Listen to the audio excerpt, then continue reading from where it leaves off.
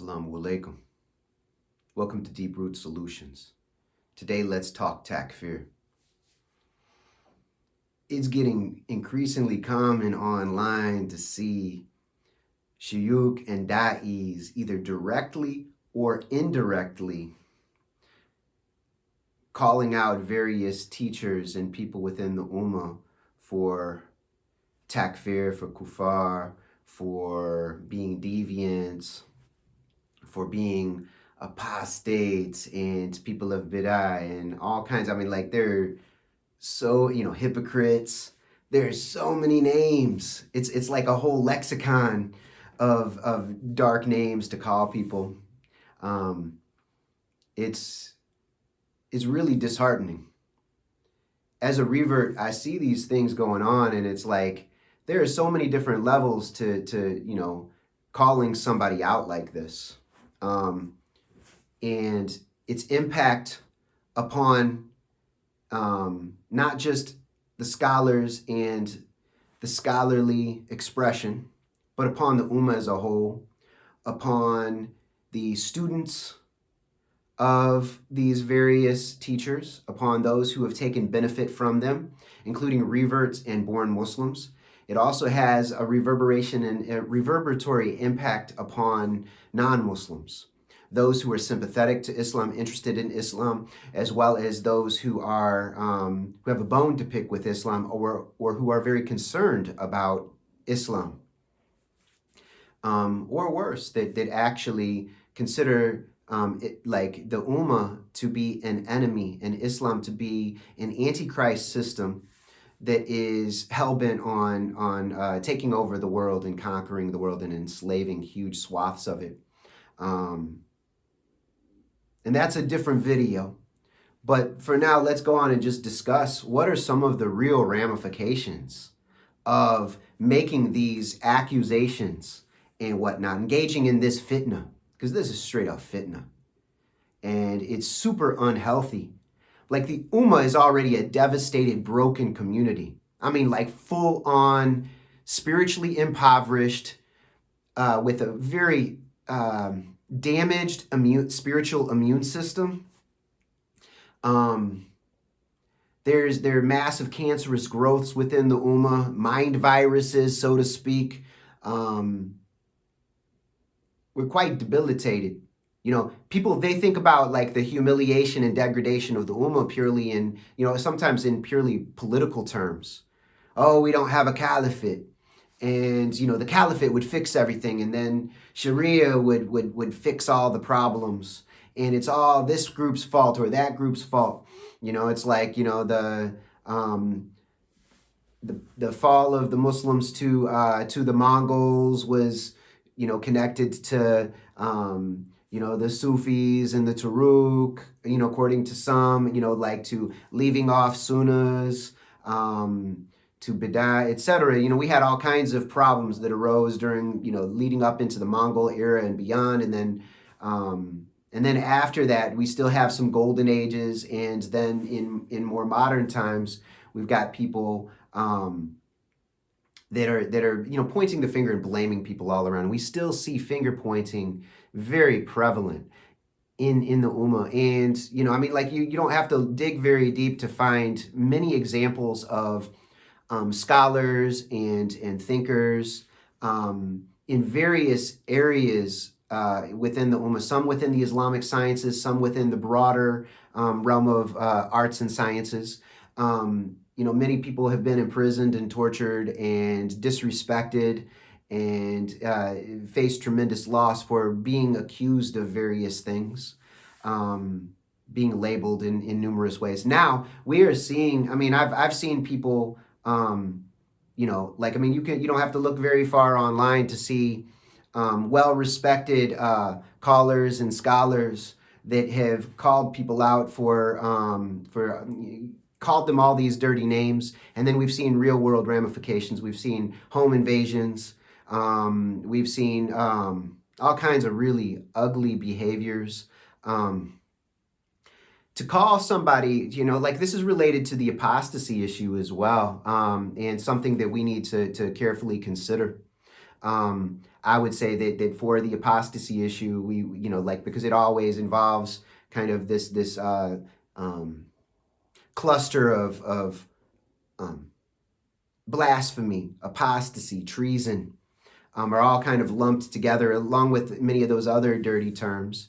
And this is something that Isa alayhi salam was very much accused of and pursued by a coalition of religious and secular scholars and authorities 2,000 years ago. So we need to really carefully consider that story and suss out what are the accurate narrations and discussions within that story, what is problematic, and also what is of benefit for us in application, because basically where we derive the lessons and the meaning from this earlier story and apply them to the current context, especially to the apostasy issue, because we have so many people leaving Islam. And so that's something that we really need to think about and address. And I think that there are some potential solutions for our dilemma within these stories related to Isa alayhi salam. Also, as far as these labelings are concerned, they have real world ramifications. People are potentially hurt, harmed, or killed by people who are on the fringe, by people who are unstable. There are many Muslims around the world who engaged in tremendous sin, and they feel very guilty about it in many cases. And the same way that you had sinful rulers that they would go and build masajid so that they could get their sins forgiven and get into heaven free card, and they'd engage in these building products to try to make it up to the people that they'd hurt or harmed, or to do payoffs as well, and thinking that they could have some like long-term spiritual benefit to make up for the tremendous evil that many of these rulers in the past had done. We also see average Muslims that may have various instabilities because they've had really dirty diets, really dirty blood inputs, really dirty inputs and outputs that are impure and unethical in thought, word, and deed, unhealthy absorptions from pharmaceuticals, whether it's legal or illegal, including alcohol, over-the-counter meds, prescription meds, media inputs, pornography, strip clubs, whatever it might be, prostitution. They're involved in things that they know are pretty much universally frowned upon or worse.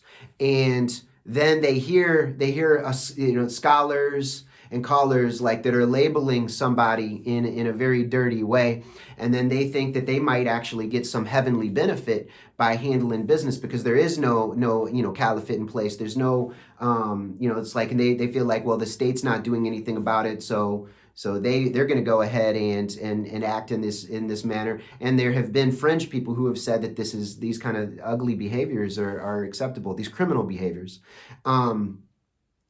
And so it's like, so we have to be aware that there are fringe people that might do really, really messed up things when you put something ugly out there about people. The other thing is, Iblis the accursed, the bigot, the jinn supremacist, he originally, he said that Adam alayhi salam and his progeny would be murderous and corruptors in the earth. And we are literally earth. We are clay beings. We are made from kun created sacred soil, kun created sacred water, kun created clay, and ruh, which that's a different side issue. But just consider that we are the earth, and that's the whole point. And that as an individual, you are the earth. So when you corrupt your body by taking in unhealthy, unethical, impure inputs, and then you engage in unhealthy, unethical, unjust thinking about yourself, speaking about yourself, action toward yourself, or unhealthy, unethical, impure thoughts repetitively about others, words about others and to others, and actions to others, then what happens is then we are corrupting our personal earth and the earth of others, and potentially engaging in murderous behavior. Murder, people tend to think about that as purely shedding blood, but there are other dimensions. Basically, it's a very intense energetic, destructive force. And so you can have murder on many different levels. And so, so for instance, a person's reputation can be murdered. It can be slain. They can be slain. They can be annihilated, destroyed. And I mean, we hear all these people, like, they love to do videos and, like, talking about how they annihilated somebody, or so and so was destroyed or owned. It's like we always get like this slavery and war discussion within memes and whatnot, and within videos, thumbs, titles. So basically, it's like a person, you could have 40, 50 years of scholarship, and they say certain things in a certain context, and sometimes it's misinterpreted. Sometimes they didn't mean for it to come out in such a way, or to be interpreted in such a way. Anyway, it's like, it's very interesting that people are really, I understand, wanting to protect the Ummah and protect the Deen. I'm very serious about this, and I'm taking a different approach to it, that some people aren't familiar with. But we have to protect our clay. We have to protect our bodies and our minds and our marriages and our families and our communities. We have to protect the Ummah, and we have to protect all of humanity, and we have to protect all of creation.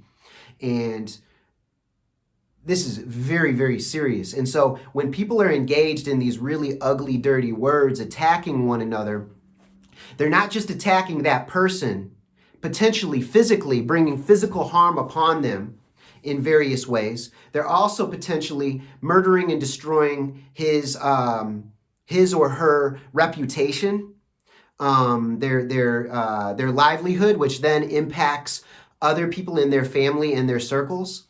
To label people in negative ways automatically then impacts their close students, their disciples, however you might term it, their followers. And then it has an impact on those people and their livelihoods, their reputations, potentially. Also, what it does with them, as well as it causes tremendous doubt within them. So basically, it's like, and when you have enough scholars and callers, etc., that have been called out in various ways, and you get the whole, like all these public figures attacking people engaged in fitna, and basically there's a civil war going on online right now and in books, and it has much older precedents within the Ummah, and people who understand the history can discuss the more particulars in that matter, but there are very old precedents and very ugly trends going all the way back. I mean, we can see that in various murders of like early on in the Muslim community, and where people were throwing around many of these same words and phrases, and that it led to real bloodshed and impacted the Ummah tremendously, and we had many, many major problems, some of which are reverberating in our world to this day. And also, when it comes to corruption of the earth and murder, also consider that as individuals, we are clay and we are the earth, but also we are the earth as a collective humanity and also as an Ummah. And within our various, like the Ummah is very sectarian, and some of the most sectarian people are those who call out all the sectarianism. It's very paradoxical that the biggest sectarians are always calling everybody out for being in a sect. Hardcore sectarians, in fact, in the truest definition of the word. So in the most accurate way of describing and explaining it. So one of the things I wanted us to consider is that the earth of our Ummah, because we are clay beings, and we meet together at clay locations, on the earth, generally, typically, man-made structures that are called masajid, but sometimes out in the earth, outdoors. But it's like, what happens is that these community, like our community is being toxified and polluted by these, because if you've ever watched any of those little documentaries about the impact of vibration upon water, like, so for instance, Quranic recitation upon the water within our clay structure, within our bodily structure, within the containers of water that we drink or that we use for making food, etc. So reverberation, negative reverberation has an impact. So for instance, you might have scholars that are attacked and they're losing their reputation. They feel like they're being exiled from their community in various ways. Then it has a tremendous negative impact upon their clay beds and is reverberant in a negative manner, and it might lead to health conditions. So you might not have put a knife to their neck, and but you may have actually actively killed them done a slow kill, so to speak. Especially when people gang up and go like a pack of dogs, a pack of wolves at an individual. And so it has negative health ramifications for many people. And I guarantee that more knowledgeable people are going to be able to find plenty of examples of this. And if we look a little bit closer, you may find that's been more widespread than we've realized. And people mock. Oh my man, I'm telling you, like when I look around, I grew up with some people who were darkly sarcastic and mocking, and it was very toxic and unhealthy to be around them. And nowadays we see many people that are engaged in areas of Satanism and witchcraft, and some of the atheists that are still within that territory as well are big time mockers. But so are many Muslims, and many major publicly known Muslims are hardcore mockers, nonstop, and it's like dark sarcasm, dark mockery. It is weaponized. They weaponize their words. There are certain groups that stand on street corners within another branch of the prophetic tradition that then they will and these are widespread throughout North America in the cities, and they will say horrific things while they're talking, and they know how to project word energy and tone and vibration at individuals. And like I had first noticed that because I'm a sensitive individual. Like I can feel energy, and alhamdulillah, I'm very thankful for this. But it also it was very difficult for me to learn that about myself over the years and its various impacts on myself. But it was like I would walk past some of these groups and hear them projecting negativity, and I realized that they know how to project their word sound in a weaponized manner. And so this is occurring online and in person. And so what I'm saying is that it's negatively impacting these various shuyukh and da'is. It's impacting their health. It's causing their reputations to be destroyed, their livelihoods, the impact upon their families, their students. Then with their students and their followers, it's causing doubts, because it's so now maybe they've been following somebody for a number of years, and you might say, well, that's good. We're protecting those people. This is mercy. This is compassion. Is it? Because right now we're seeing tremendous numbers of people leave Islam. I mean, leave it. If you're going to take something away, you better offer something better.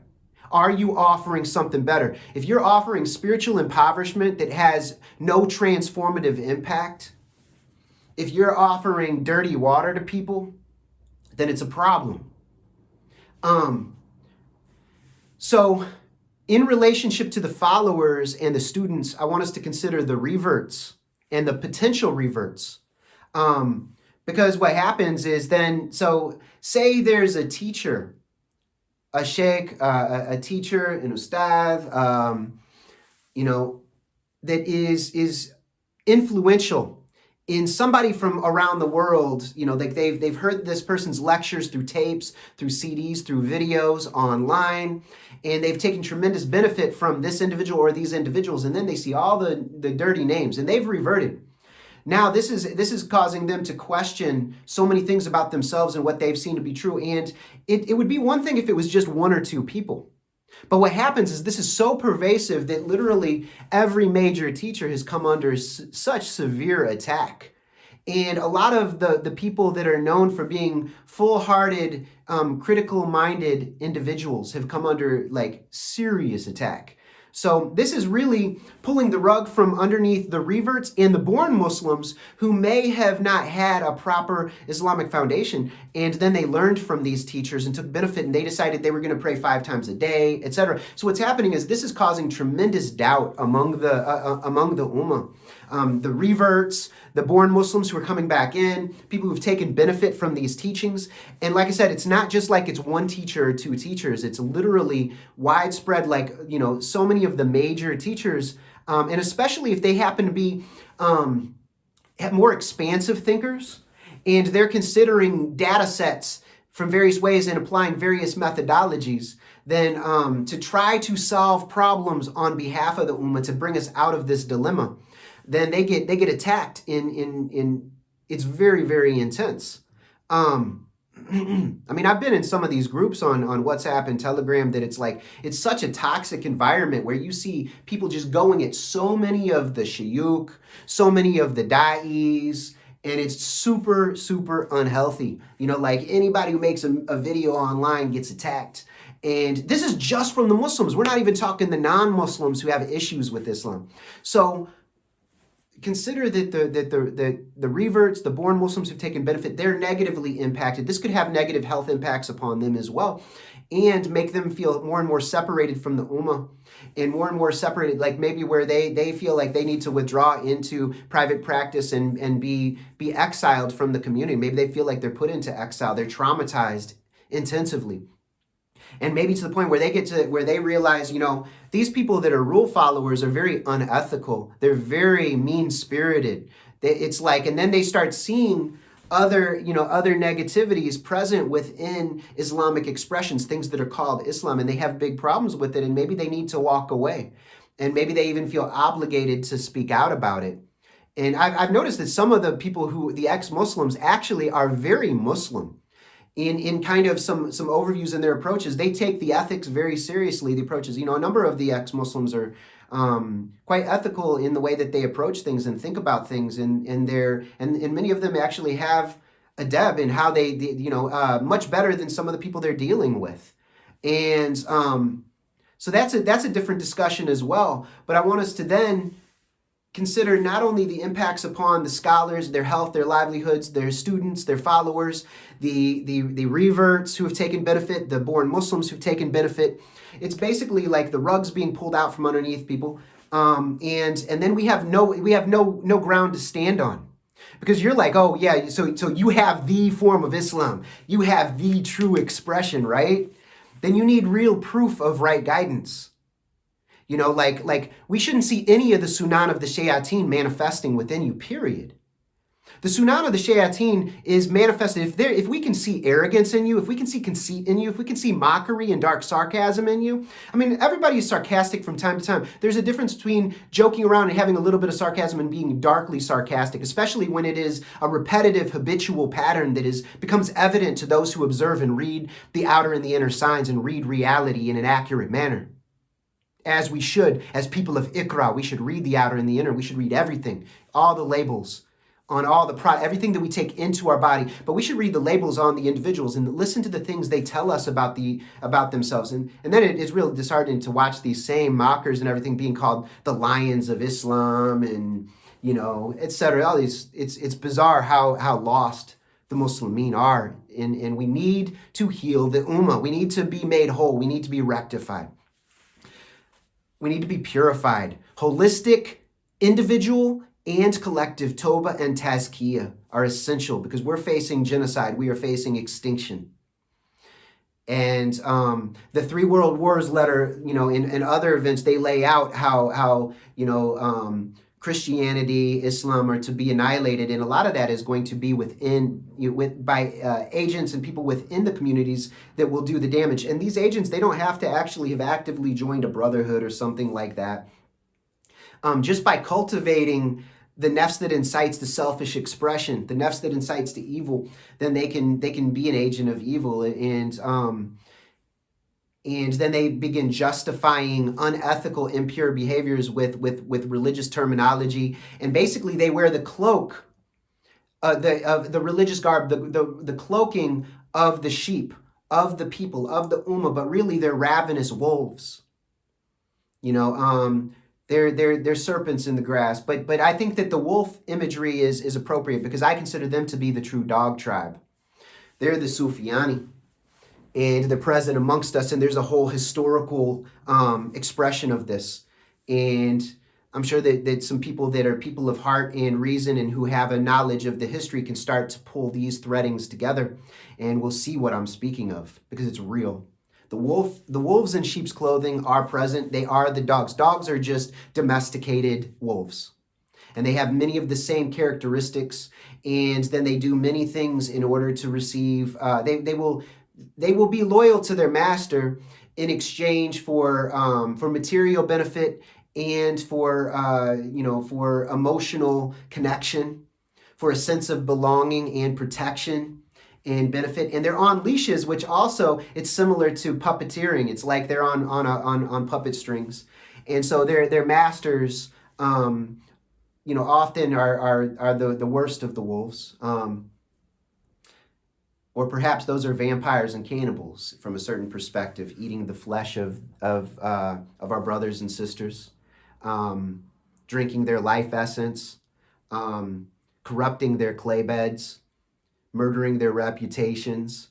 So this basically so the Ummah is left in a state of doubt with no ground to stand on, and everybody saying that it's Quran and Sunnah, but then you can't ever find a proper interpretation. Because every interpretation is considered to be bid'ah, it's considered to be innovation, it's considered to be deviant, it's considered to be heretical. Wow, we're back in the early Christian era, where it's like the religious conferences, akidas and belief. It's basically like the Ummah has become very Christian in belief. It's really crazy. And full of idolaters who have very unhealthy, devoted attachments to people, places, things, and ideas. They're very stuck on ideologies, and it's really dirty and very harmful and very unhealthy.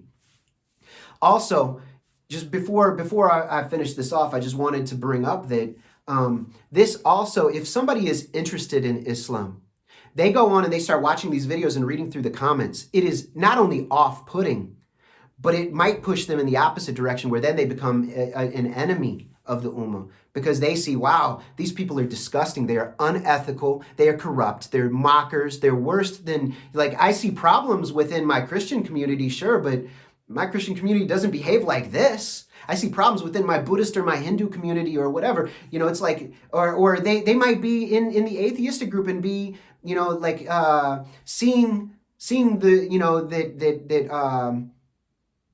maybe they're coming to a different conceptualization of God or of truth. And then they're looking for practice or community, and they see that people are behaving in very unethical ways, very impure ways, very ugly ways, and that there's so much disunity and civil war and fitna and strife within our various communities.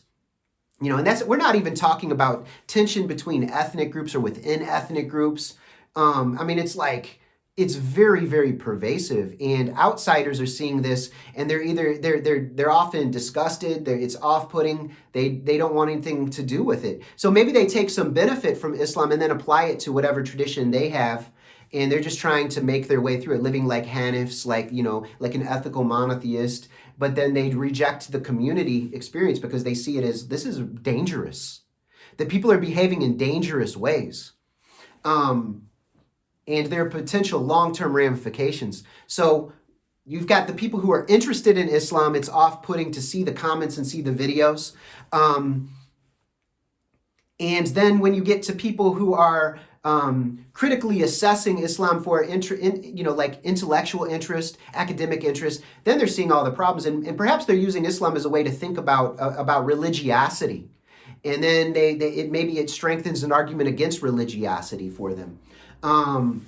We have these, so it's like, and then if you've got full-on enemies of Islam, this just gives them tons of ammunition. They can, and many of them are mockers, and they're then going to just, return fire. And it's interesting that some of these ex-Muslims and the purported enemies of Islam that are trying to bring people out of this, out of the Ummah, to destroy the conceptualization of Islam and its source materials, etc., they are they're seeing plenty of opportunity to attack and to fight fire with fire. And what's interesting is then they will often behave as hypocrites because they might have methodologies that in some areas might make sense and we should take seriously and think about in regard to various areas of our practice that can be tightened up and refined and purified. But then they won't apply those things to themselves, which is, so it's like hypocrites facing hypocrites. Mockers facing mockers. And it's very dark, it's very dirty, and this is another expression of the Malhama, of the Great Slaughter, because the Great Slaughter is taking place on various fronts. We have the digital front, we've got the bodily genetic front, we've got the communal, analog expression in the real world. Analog's not the right way because it's still not the real world. In the natural world, I should say, in human community, within urban, suburban, and rural environments. So we're seeing this Mahama play out on multiple levels, and with an intention to have potential bloodshed later. And it has already been ongoing, but the Mahama is so much more than people have considered. It's the Great Slaughter. This is the Great Genocide. This is the Great Ecocide. And Allahu Alam as to the details, but I see that this is actually the most brilliant phrasing for the event is the Great Mahama. I mean, consider this. And I'm seeing it play out in the takfirism and all the name calling and all the mockery and all the rugs are being pulled out. So the Ummah is then left defenseless. So some of the so-called defenders of Islam are actually the biggest enemies of Islam in an active sense. They're actively engaged, warring on the Ummah, on vast swaths of the Ummah.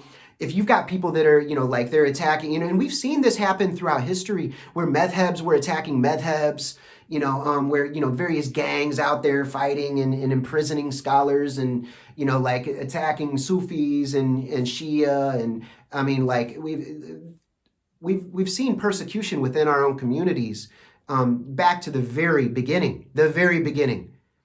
Think about the murders of caliphs and of the Rashidun, and then those afterward, and those within Ahl Bayt and various Sufi masters. It's ugly, and we need to do something about it now.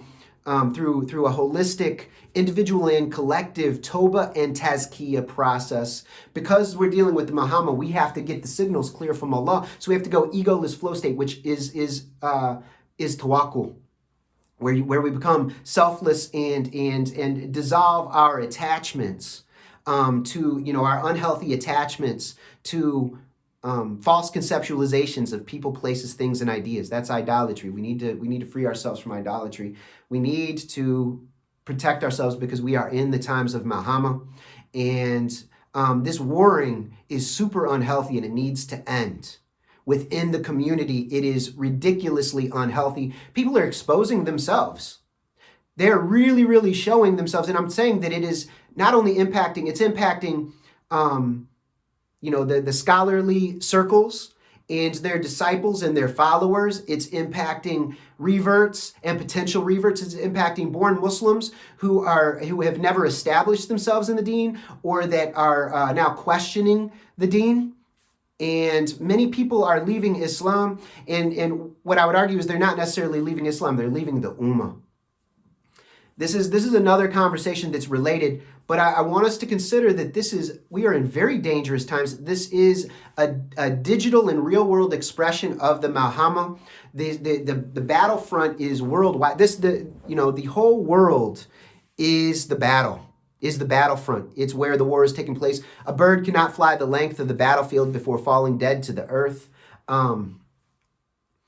And there are other ways of considering birds. Like think about some of the Sufi perspectives, and then you're going to be tripping. Oh, you mentioned the Sufis, whatever. I mean, like we have to heal our community. Period. We need men and women, spiritually mature men and women of heart and intellectual and intuitive insight to arise. That is why we need to spend extra time in late night sajda, still, silent, pouring out our hearts to Allah and then listening for the still small voice, listening for Allah's signs, and then reading them appropriately and accurately. So, scholars need to be teaching how to simplify the complex and make it as practical and applicable as possible so that we can declutter our spiritual practice and get as close to Allah as possible, as quickly as possible, because we are facing utter annihilation. And it's really ridiculous, all these people these da'is and these scholars trying to annihilate one another. All they're doing is destroying the ummah. And it's not just destroying the ummah, they're destroying humanity, because the whole world is the ummah, straight up and down. This is Quranic. Everyone is born on fitra. Everyone is present from day of a last. Am I not your Lord? People have forgotten. People are asleep. So we need to do deep dawah, not devil dawah. Deep dawah is to introduce people to the prophets, peace be upon them, in our very words, our very actions. They need to meet full-hearted, reasoning, individuals, people of sharp thinking, insight, of high-level intellect. But more than that, they need to be meeting people of heart with excellent adab, with excellent morals and manners that are ethical and pure and purifying. And we're just seeing such ugliness right now. And I'm telling you, this is another expression of the Malhama. You can doubt me, but go ahead and look into it and pray on it. Really pray on it and see what happens. Allah is the guide. Allah is truth most high. We do not worship an anthropomorphic expression of truth, but truth as it is. Not as we hope it to be, not as we imagine it to be, not as we want it to be, not as we think it to be based on insufficient data and inaccurate analysis and methodologies. We need to simplify now, and we need to go straight to the goal. So you are well loved and appreciated. I am saying this because I love us. I really, really love the Ummah, and we have to make it through this. The remnant must arise now. We have no other choice now. We have to become enlightened as quickly as possible, meaning spiritually mature, awake, aware, purified. So anyway, give this some thought and pray on it. Go sajda with it. Until next time. Assalamu alaikum wa rahmatullahi wa barakatuhu.